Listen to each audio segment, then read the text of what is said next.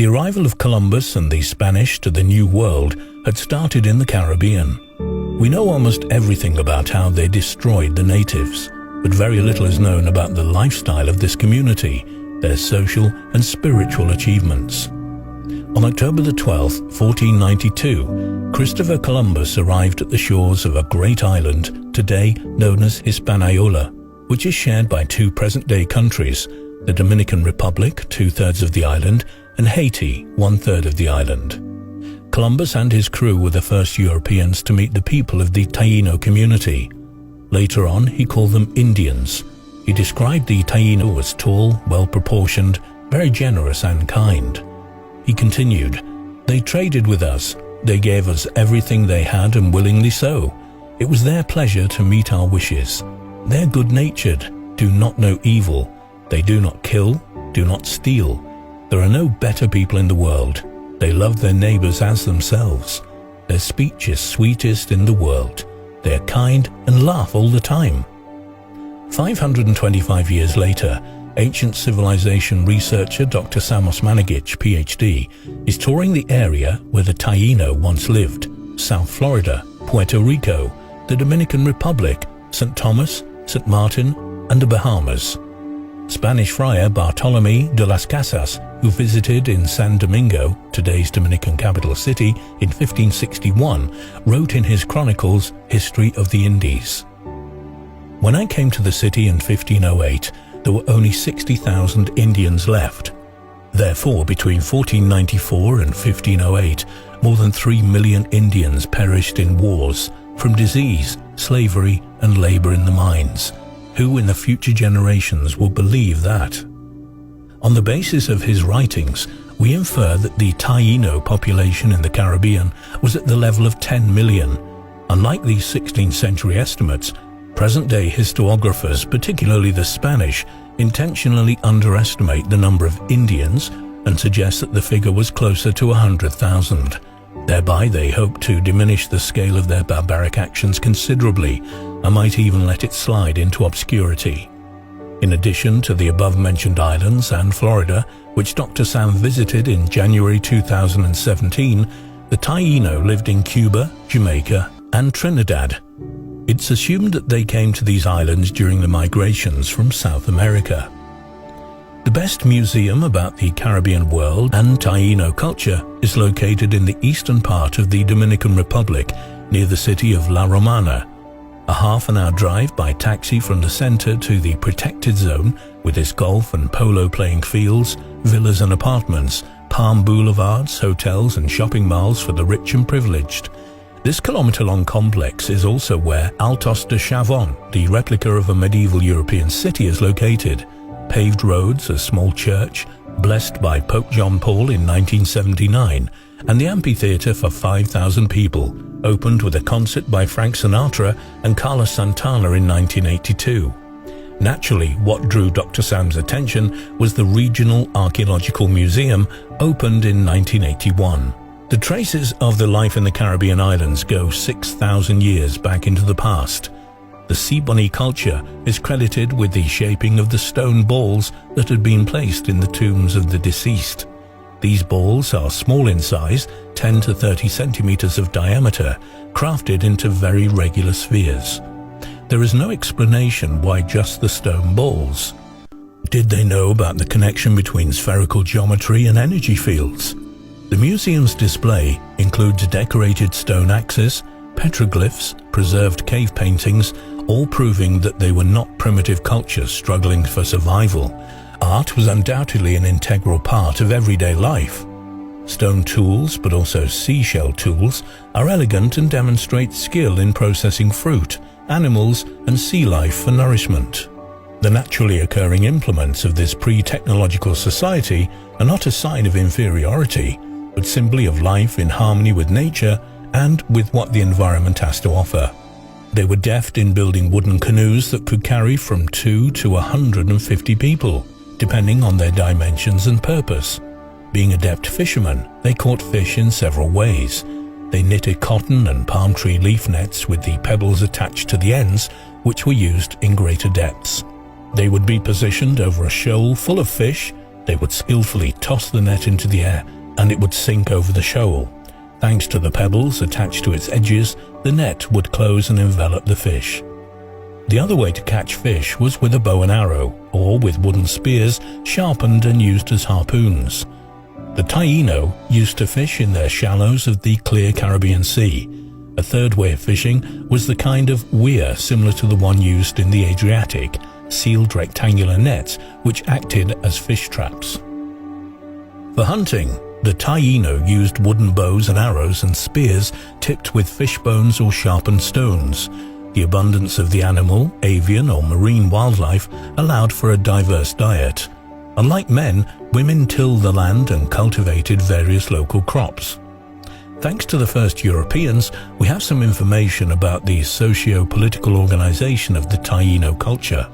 The present-day island of Hispaniola they called Haiti, which is how the name Haiti originated. Haiti was divided into 8 provinces. Each one was led by an elder, whom the Europeans called chieftains. The elders lived in the capital city. Secondary settlements were run by local chiefs, who were subordinate to the higher-level elders. The leadership was passed from generation to generation, but on the mother's side. Thus, for example, when an elder died, his brother would take over the role. If the deceased had no brothers, it would be the turn of the male children of the elder's mother's sister. A hierarchy existed in the cities as well. Besides the elders and their deputies, the ruling class also included shamans. Then came artists, farmers, fishermen, and other groups. In the center of the city there was a public square, sometimes round and sometimes rectangular. It was used for festivals, games, processions, and various rituals. The elder lived in the largest house, built of wood and with a terrace, all covered with palm tree leaves. At the bottom of the pyramid were ordinary community members, who lived in large circular wooden cottages, each housing 5 to 10 families. Polygamy was commonplace for both men and women. The most important Taino festival was the Arito. Sometimes it lasted for days. It was an occasion when everyone dyed their bodies red, white and black, and wore their most beautiful shells and seeds necklaces. Various geometrical shapes made by individual clay stamps, dipped in different colors and leaving characteristic marks on the bodies, would be prominently displayed. Women would form a line and dance. Men would play various musical instruments. During long, pleasant and warm nights, the elders told the stories about the origins of the planet, of the sea and the islands, of wildlife and of the ancestors. They would sing in gratitude for those that were no longer with them and who made it possible for them to live in happiness and contentment. The recitals, poems and tales would be accompanied by the drums, flutes and the sounds of shells. Those were the opportunities for new generations to learn from the oral histories and to prepare to pass on the knowledge to their own descendants one day. The pleasant climate throughout the year and the vicinity of the sea were why the Taínos were usually naked. Once married, women would start wearing clothes covering them from the waist to the knees. All women sported a similar hairstyle, long hair in the back and trimmed short at the front. Several burial methods were practiced at these cemeteries situated far away from the settlements. The elders were buried under the ground, sitting on a wooden chair, surrounded with objects of adornment. The Taínos believed that the physical death was not the end of life, but that the individual soul continued living. A game with a rubber ball was both ceremonial in nature and a form of entertainment. 2 teams of 25 players each, women included, had to keep the ball in the air as long as they could and to stop it from touching the ground. They couldn't use their hands, but they could use their elbows, knees and head. If we recall that the first inhabitants of the Caribbean had come from Belize and Guatemala, then this tradition was probably brought over from Central America. The spiritual aspect of the Taínos' life was supervised by shamans. All important decisions were made during rituals led by shamans seated in ceremonial chairs. The male elders gathered and commenced the process of purification of their bodies. To empty their stomachs, they used wooden spatulas to provoke vomiting. Another method of cleaning before the ritual started was by fasting. When they were purified, they would inhale the coabar, hallucinogenic dust, by means of Y-shaped hollow wooden stalks which fitted in both nostrils.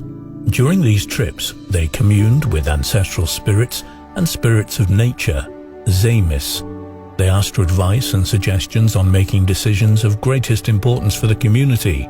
They mastered the techniques of astral projection. They could see the world more clearly, and they sought answers to their questions. The Taíno believed that the seas were created after a major global flood. Souls of the dead went to the underground world, but at night they returned to the land of the living. Cuba is the largest Caribbean island. The Taíno had 29 provinces there. Upon their arrival, the Spanish simply installed their own colonial cities on the existing settlements. They even kept the original names. Thus, even today's names of the Cuban cities originated from the Taíno language: Havana, Batabanu, Baracoa, Bayamo. The name Cuba also comes from the Taíno language, and it means abundance of fertile land, Cubeo. Other large islands, such as Puerto Rico, were also organized into provinces and ruled by the elders. The Taíno culture left behind traces of their literacy. They frequently used petroglyphs, and even today they can be seen in the caves or painted on rocks.